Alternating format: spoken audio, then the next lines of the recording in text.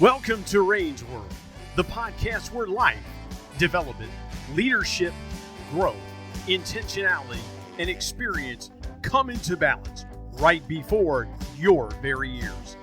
And now, here's your tour guide into Range World, the president of Get Life in Balance, Rain Kansman.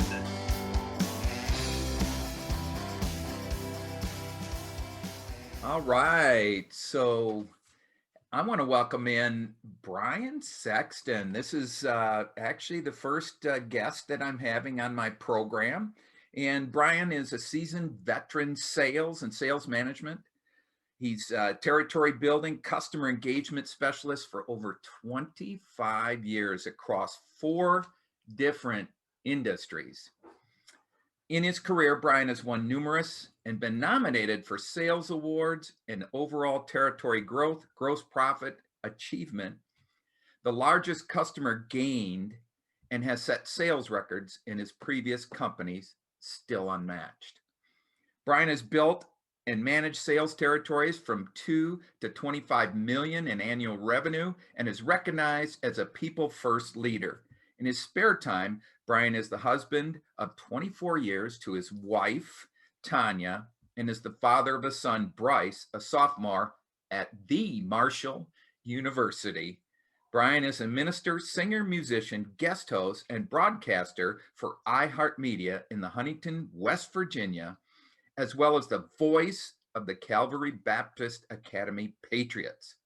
In addition, Brian is the host of the Intentional Encourager podcast, which he so graciously asked me to be a part of, and the author of the book People Buy from People and the Intentional Encourager, which is now releasing in July of 2021. Brian and his family reside in Barbersville, West Virginia. Brian, welcome to the program. Rain, I don't know if I could live up to all that heady stuff that I wrote for a bio. I was trying to write a bio of myself, and I don't, you've known me a long time. I don't like to promote myself. I just kind of try to do what I do. But yeah, all that stuff is true, fortunately or unfortunately. But what a joy it is to be on the first Life in Balance podcast series. And I am so proud of you, my friend, for offering this gift to your community. So thank you for I just hope I don't wreck it.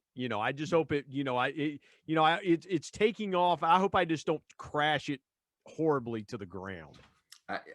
I doubt that, my friend. I'm likely to self-destruct first. So again, as Brian said, we've known each other for a long time, and I can validate the information on his bio.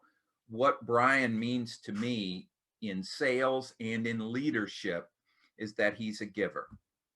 And that's what created the lifetime relationships he has with customers, peers, and people that work for him.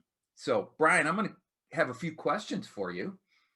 And Brian's topic today is intentional encouragement, if you couldn't tell from his backdrop. And Brian, so why is intentional encouragement such a passion of yours? Well, Rain, I will share this with you. I don't use the word passion anymore, and I'll tell you why. I don't wake up passionate every morning. I didn't sleep real well last night. I've kind of struggled through the morning as we record this. I use purpose. And so why is intentional encouragement my purpose? Mm-hmm. It's because I believe this tenet. I believe when expertise is abundant, encouragement should be more abundant. And let me explain what I mean. Okay. There is nothing wrong with expertise. Expertise is vital in today's community. The leaders need it now more than ever to understand trends and data and analyze and kind of figure out, and especially the navigating the world we've been living in the last year around the COVID-19 pandemic. Expertise is critical.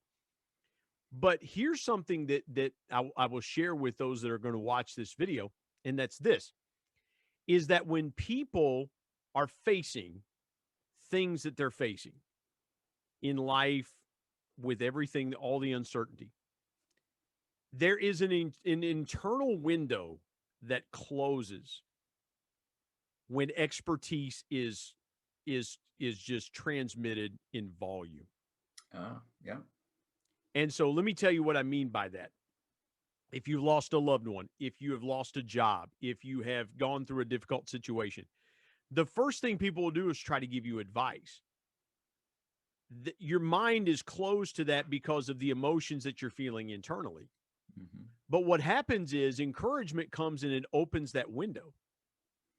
And so Zig Ziglar said this best, Rain. He said, encouragement is the fuel that powers hope. Like And that. so when people are facing situations, encouragement comes along and opens that window, and then the expertise is more readily received. And so I have come up with my own phrase around that, my own saying around that. And my saying is encouraged people are powerful people Hmm. because now they understand what's possible instead of what's impossible. And they understand what is plausible instead of what is implausible. And so that's why encouragement has been a purpose of mine in the last several years. I looked around LinkedIn, the platform that I'm most active on. I saw a wealth of expertise, but I saw a dearth of encouragement. And Yeah. I said, I can meet this. I can figure this niche out. I can go here. And in my sales career, I never like to play in everybody else's sandbox. I like to play in my own sandbox. Hmm. And so again, when you understand the power of intentional encouragement and how powerful it is, and it's infectious. Hmm. It's very infectious. And so if you want to infect a culture in your company and you want to raise your people to more powerful levels, start by intentionally encouraging them. And we'll get into some ways of how to do that. But that's the purpose around intentional encouragement.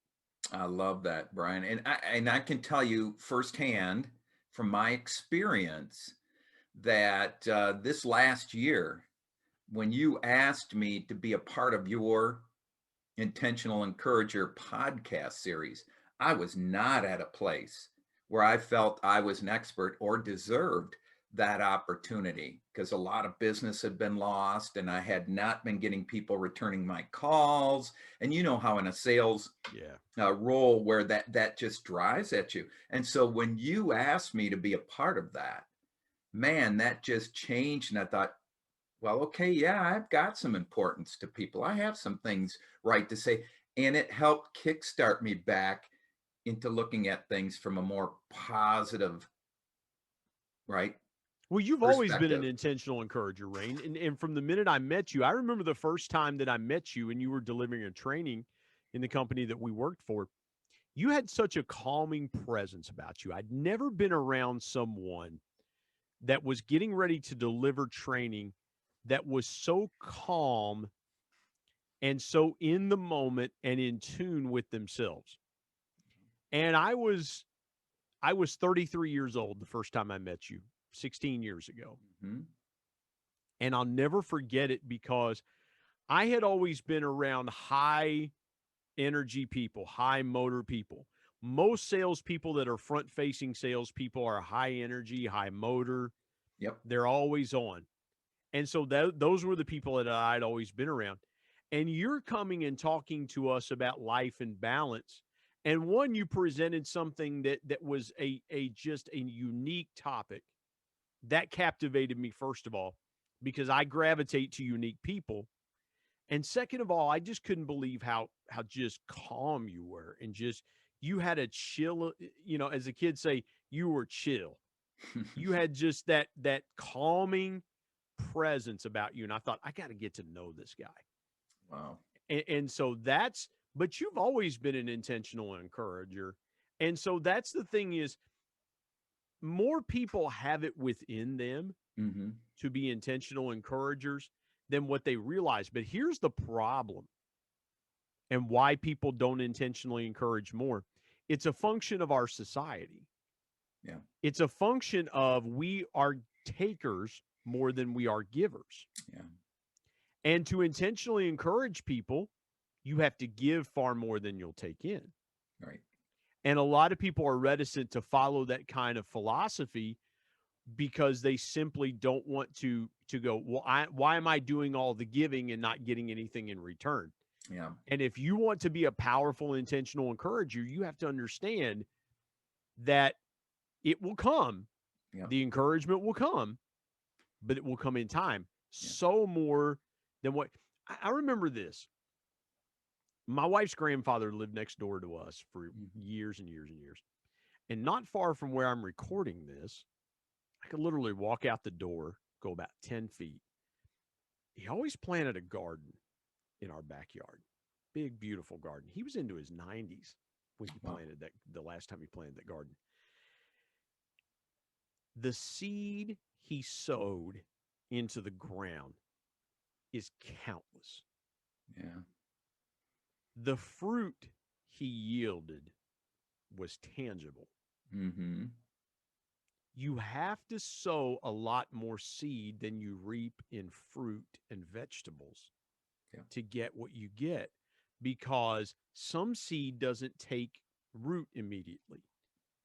Deer and birds come in and eat that seed if Yeah. it's not in the ground good. And even if it is in the ground, if you have a good rain, it'll wash that seed to the soil, the surface of the Yeah. soil.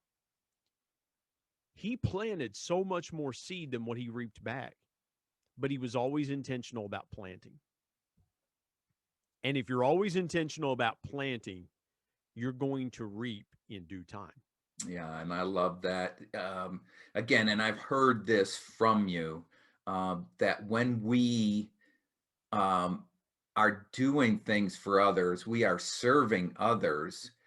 If we do that without expectation of a return or Yeah. it being fair, then we build the kind of trust and relationships that are going to be with us long term. And you and I both quoted Zig Ziglar, right? Yeah. Well, Yeah. how many salespeople did you manage in your career that came to you and said, "It's not fair that I lost this customer"? Oh yeah, several. What did I do? What did I do to lose this customer? Right. What did I do to how come they quit buying from me? How come my competitor came in? Didn't I do enough? Didn't I say enough? And I've been there. You Yeah. wonder, you're like, okay, what more could I have done? Until you realize it's not you Yeah. at times. Or you realize, you know what? I was giving in areas, you know, here's something that I'll say to leaders out there. Never substitute activity and effort for production. Right. There are a lot of times that we use that we say, well, I did this and I did that and I did. We're looking at the effort and activity and not looking at the production. Mm-hmm. And there's a difference between effort and activity and production. And so, yeah, you do a lot of things and you do this and you do that, but maybe that's not, you really didn't understand what that customer was really looking for. Right. Right. And so, you have all these things over here. It's like getting on a treadmill for 20 minutes with a ham sandwich in your mouth. Yeah. You're defeating the purpose, or walking, or what I used to do would get on the treadmill for 30 minutes and then go eat a pizza. you Yep. know Yep. Yep. it just kind of defeats the purpose. It's effort and activity, but it should also be equal to with production. Yeah. Yeah. And so, yeah, I didn't mean to get off on a No, tangent there. that's Yeah. a great piece, and I have a couple more questions, and I'm going to ask that, but I just want to tie that in because what I've heard you say with intentional encouragement and why it's intentional is it's not just a like or a quick, hey, that was great, or I learned from that. It's you make a positive, intentional reply that means something to somebody on social media, when Yeah. you call, when you have a verbal conversation. And Brian, that sits. And so again, I see that in the area of a salesperson. If I'm selling somebody and I just don't check that off my list, hey, yeah, no, I covered it. I did that. Yeah. No, get in depth. Then you find out some more things, right? Well, here's the thing, Rain. If we're not specific about what we're trying to accomplish, and I tell people all the time, when you give a piece of intentional encouragement, make it specific first. Hmm. I just don't and don't copy and paste. If you're going to send somebody a text with intentional encouragement, don't copy and paste it. Yep. Yep. You're better off just not doing it at all. Yeah. Yep. Because when you copy and paste it, you're going to fool around and waste it. Oh, I like that. I And like that. so and so again, because people can see right through on it, reckless intention. They can see right through it if you're just doing it to check a box, so to speak. So Okay. here's what so I'll share with leaders out there what a piece of intentional encouragement looks like. So if I send you a text, Ray, Hmm. or I call you, or we happen to see each other, the first thing I'm going to do is I'm going to be specific and I'm going to call you by name. Gotcha. I'm going to say Rain. I'm going to spell your name correctly Hmm. because in a text, that's important too. Dale Carnegie says the sweetest sound to a person's ears is the sound of their own name, but spell it correctly. Right. And so I'm going to go Rain, Rein. Good morning. Hmm. Thinking about you today, and here's why. You bring value to me with your relationship, and here's why. Hmm. When people understand their value, they understand everything else around them opens up. Right. Okay. So leaders, if you're working from a remote environment, I'll give you a quick piece of encouragement. Schedule 5 to 10 minute conversations over Zoom or something like that with your people and look them in the eye and say, you're valuable to me because you're valuable to us because if you can pour value into your people, let me use a West Virginia term here, Ray. Hmm. If you can pour value into your people, you're going to light them up like a Christmas tree. I like it. I like it. You are going to light them up. And my very good friend Kristen Sherry says this. She says, people don't leave companies, they leave leaders. Yeah. And so understand that when you're pouring value into your people, you are pouring gasoline onto a fire that's going to explode your company with growth. If I you love want it. growth, here's the thing. Everybody wants growth. I'm going to give you the simple formula for growth in your company. You ready? Encourage all your team. Yeah. There you go. Every week, encourage your team, or every day or every other day. Intentionally encourage your team. Your team will explode with growth. They will run through hell in a gas suit for you when they feel encouraged. Encouraged people are powerful people. I love that. I love that. And I got one more term from you. Reading John Maxwell, he said they'll charge hell with a water pistol. I like that one. I like that one. Yeah, because you think about it, and you use that term, and I love what Maxwell says there. Think about a water pistol. Water pistol's about Right. doesn't hold a lot of water. He's not saying super soaker. He's not saying super soaker, No. but man, people feel like they've got a super soaker in their hand when Yeah. they're encouraged. Yes, they do. Yes, they do. So, Brian, that brings me to think, was there an event or a person that kick-started this for you? Yeah, about 15 years ago, we changed churches, Yep. and my pastor had a kind of a rule, a philosophy, if you will, at the time. He sat me down and he said, "Look, I know what you did at your other church. I taught Sunday school, played music, ministered at my other. I was extremely involved in my other church." He said, "I know what you did there." He said, "It's very valuable, but I have a rule. I want you to sit for 6 months, learn our people, learn us, get to know people." And it was tough. You go from being very active to being very inactive. Right. And so I'm not a type A personality, but I've always, from the time I was 3 years old, I was out in front of people. Yep. And so I mentioned it in my book, People Buy from People. That's the first time my dad got me up in church to sing. And so um, I was struggling with what I could do and how I could impact. And I remember very clearly the Lord speaking to my heart and saying, you've got the gift of encouragement. You've got an encouraging spirit. And for years I ran from it.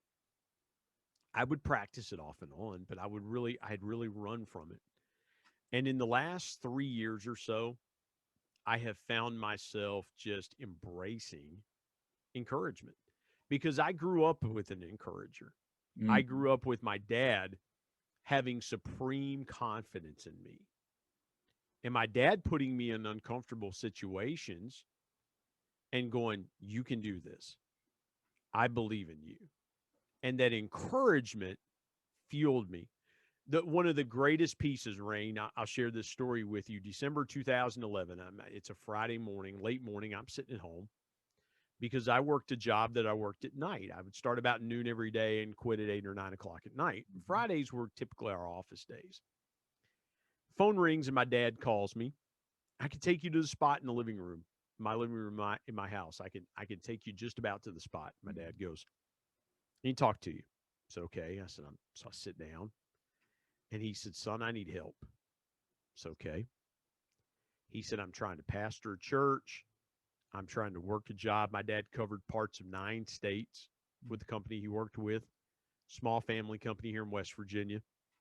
And he said, My youngest sister was having some problems. She had a child out of wedlock and was pregnant with her second child out of wedlock. And so my parents were trying to help her there.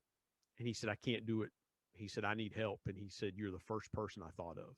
Because Wow. his boss came to him and his boss came to him and said, he told his boss, he said, "Chris, I need help." Yeah. And Chris said, "Jerry, where are you going to find help?" He said, "You need somebody that's great with people. You need somebody that can travel." And my dad goes, "I already got that figured out." I love it. He said, "It's my Brian." Hmm. And my dad didn't say that often, but it was key that he said "my Brian" because my dad knew again the encouragement and the confidence that he had in me. Um, he knew that I could do that. Yeah. And so, I wanted to keep things separate between my dad and Irene Yep. because, I didn't want my dad to be my pastor and I didn't want my dad I wanted my dad to be my dad. Right. But the more I thought about working with my dad, I thought this could be pretty cool. And so, we put it together. And for 3 months, 4 days a week, 14 to 16 hours a day, we were together Oh, wow. talking about life and work and And everything. Cincinnati Reds. Oh yeah, a lot of that conversation. And Love. Rain, I'll tell you this. What that did was my dad said something to me in the van one day. We were riding around, and I knew nothing about heavy duty rotating electrics, the field that he was in. Mhm. But my dad said something to me, and again, it was an encouragement, confidence builder. He looked at me and he said, "If I can get this plugged into your head, I'm going to have something." And I love it. In other words, I know you're capable of doing it. It's just a matter of time. Right. Right. And my dad knew, hey, I get this plugged into his head, he's going to be incredible. And my dad didn't live to see it, but I went on to work for a manufacturer in that industry as a regional sales Mhm. manager, covering 6 states across the southeast. And my dad was right, but it was that encouragement and that confidence in me that even though I was 39, 40 years old at the time, and Rain, I'll share this with you. I always wanted to prove to my dad that I was good enough. Right. Right. My dad saw my sales success from the outside looking in. He didn't see it from the inside. Yeah. And I'll share one quick story with you and your audience. The day before my dad passed away, my dad and I covered customers every month. So I would cover a set of customers one month and then he'd go back and see them the next month, same set. Okay. So we made sure everybody was covered. Every month you were getting a personal touch from one of the two of us. Hmm. And so the month before he passed away, I was in an account in Akron, Ohio. Okay. And my dad said, "Now you're going to go see Dan and you're going to go see Eric." He said, "Dan's the father, Eric's the son." Dan is a great guy. I love Dan. My dad went on for 5 minutes about how great of a guy Dan was. He said, "I can't stand Eric. Oh. He's arrogant. He's this and that." I said, "Okay." Hmm. I walk in and I meet Eric, We begin to strike up a conversation. I find out Eric has an MBA just like I had an MBA. We connected there. Yeah. And my phone is blowing up and it's my dad. And I just keep hitting ignore. I'm like, Yeah. I'm in the middle of a sales call. Right. So I go back out to the van and I call my dad back. I said, what have you been blowing me up for? He said, where you been the last hour? Yeah. I've been talking to Eric. He said, you've been talking to him for an hour? I love it. About what? And I said, Dad, I connected with Eric. Yeah. Eric has an MBA. I have an MBA. And I said, we connected there. I love it. Fast forward, Rain. This is the day before my dad passes away. The day before, the first call of the day is at this account. Okay. And he goes in to see Eric and he's talking to Eric. And Eric just starts in on how great of a guy I am. Man, I love Brian. I love Man, I'm it. so glad Brian's on board with you. Man, you guys are awesome. We're gonna find a way to do more business with you because I love Brian and he's, you guys he was just complimentary of me. And my dad comes back out to the van and he and only the way my dad could, he said, I just had a love fest about you for the last hour. He said, I think I'm gonna need to take something or I love it. but my mom told me after he passed, my mom said, I've never seen him more proud of you than he Oh, was in that oh moment. boy. Oh boy. And so I fulfilled what I always said. I said, I wanted my dad to see how good I am. I didn't know, Rain, but it would be 16 hours before he'd pass away Right. that he Right. saw it manifested. Right. And so to me, when you live with an encourager for the first 23, 24 years of your life, Yeah.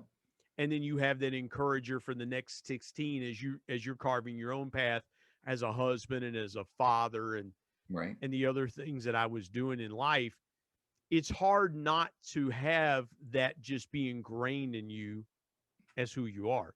Yeah. So I didn't mean to really just go long there on that topic, but you have to understand that it's kind of in my DNA because my dad was such an encourager. Yeah. And so he's not here to tell the story, but I am. And so I just choose to carry on a legacy that he left in that way. And many of us have benefited from that, my friend. Many of us have benefited from that. That's great. So I have one more piece of question, and it's one you ask on your show.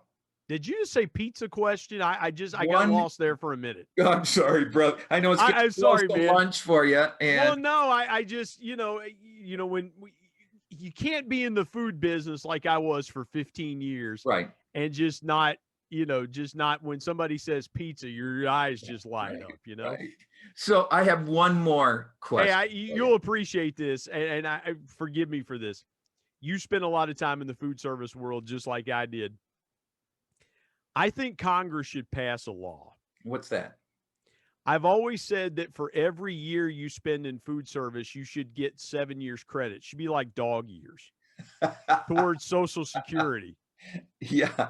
So, I spent 15 years in the food service I industry agree. and you were there a lot longer.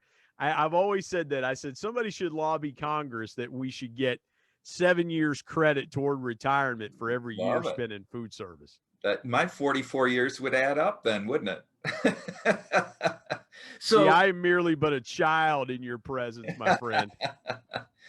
I love that idea. So, Brian, you asked this question on your show, and I'm going to flip the script on you. What is one piece of intentional encouragement that you'd like to share with our listeners?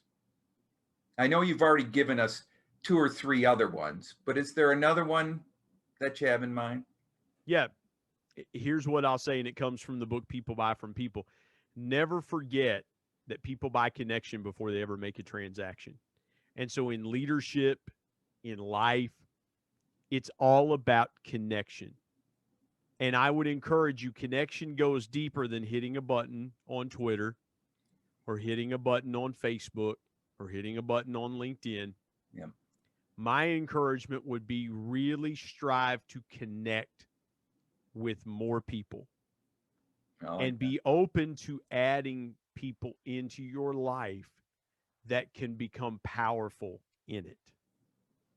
And Beautiful. so when you understand connection and you understand how connection works, you understand that as well as encouragement, connection is something that and I had a friend of mine ask me, he said, "Why do you do the Intentional Encourager podcast?" I said, "Because of the relationships that I can build from it."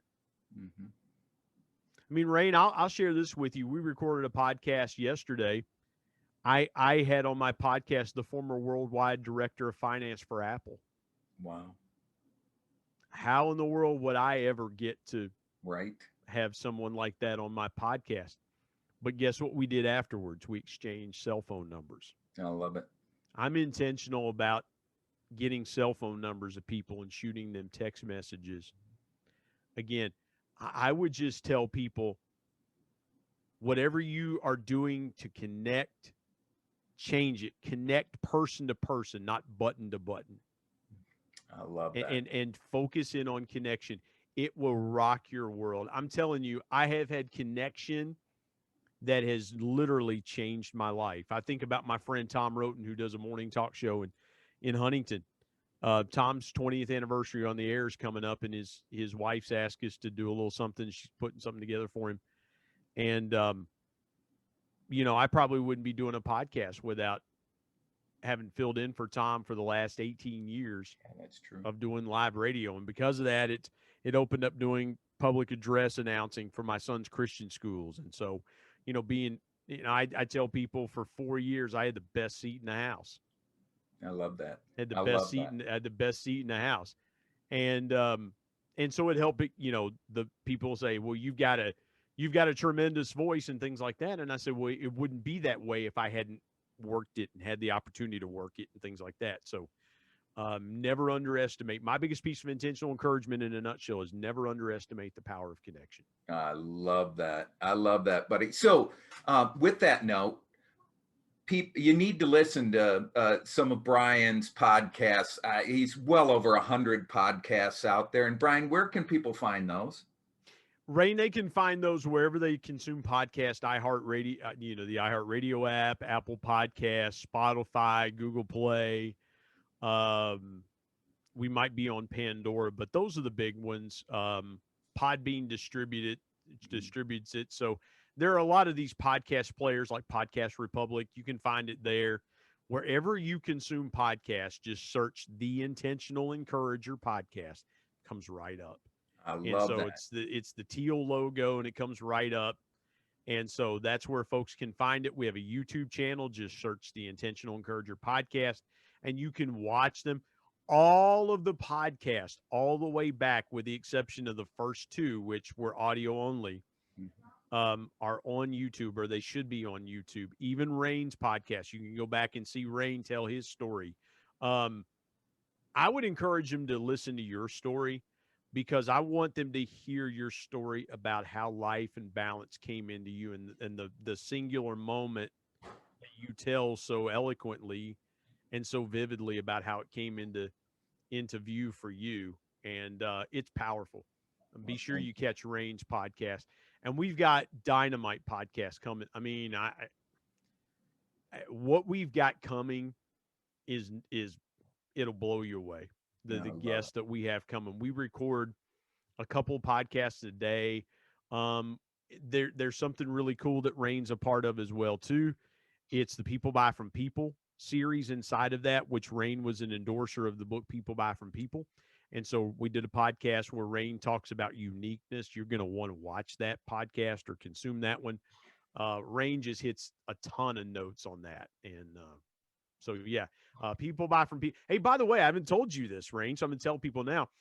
People Buy from People is now on Audible, so you can get I it through love that. through Amazon, Kindle, and Audible, where I actually read the book. So Oh, beautiful. And that's I great. had to take courses on I had to learn how to read before I could read the book. So Yeah, right. I yeah. take that. But you'd love it because, as you can tell, Brian's got a wonderful voice. I'm my family's Jethro Bodine. I'm the one that's got the sixth grade education. I love it.